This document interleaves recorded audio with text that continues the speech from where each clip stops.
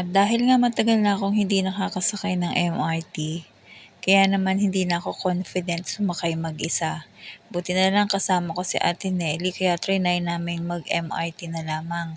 At dito nga sa first station ay nagmamadalian ang pila. Kaya naman takbong-takbo halos lahat ng mga tao kasi nga nagpipilahan ang mga iyan. Buti na nga lang at meron akong kasamang senior. Ay malapit na palang mag-senior. Kaya naman pumila pa rin kami. Dati naman na nagwo-work pa ako, kabisado ko ang galawang MRT.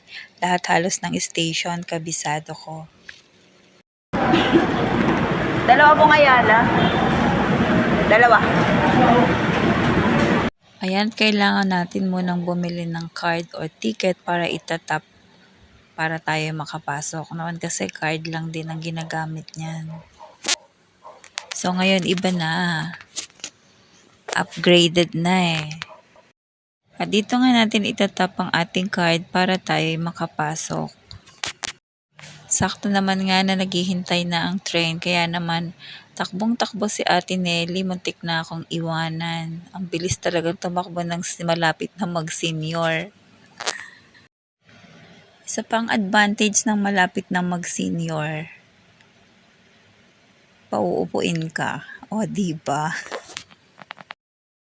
Noon nga, dito ako sa Ayala madalas bumaba pagka need kong pumunta ng Makati. Kasi pagka baba mo ng MRT Ayala, ay lalakarin mo na lang at doon sa Greenbelt pwede ka nang pumunta. Kaso this time parang nagbago na. Wala na yung meron ka pa rin namang bababaan pero sa bagay nga pala paalabang naman ang punta namin. Kaya naman ibang away naman ang aming tinahak.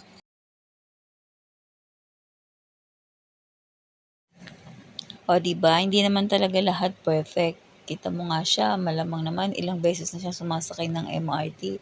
Pero diba hindi pa rin niya nakuha ng paisa. Kaya tayo pag first timer, pag naninibago na naman tayo sa pagsakay, medyo titingnan muna natin yung galawan ng mga nauuna sa atin para hindi tayo napapahiya.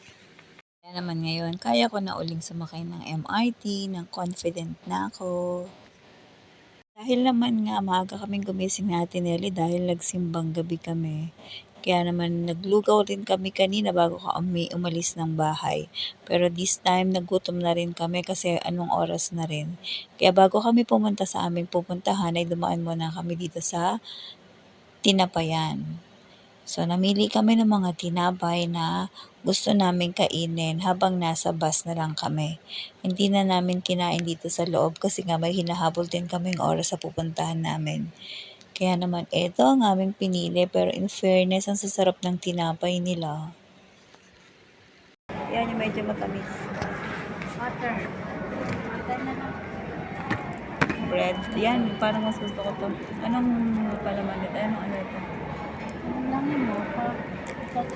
Hindi ako magubusog dito ng ganito lang. Ha? Laki-laki niya. Hindi ako magubusog. May ano ba sila dito? Kape? Kape-kape? Ha? Ano ko? Eh, tubig lang.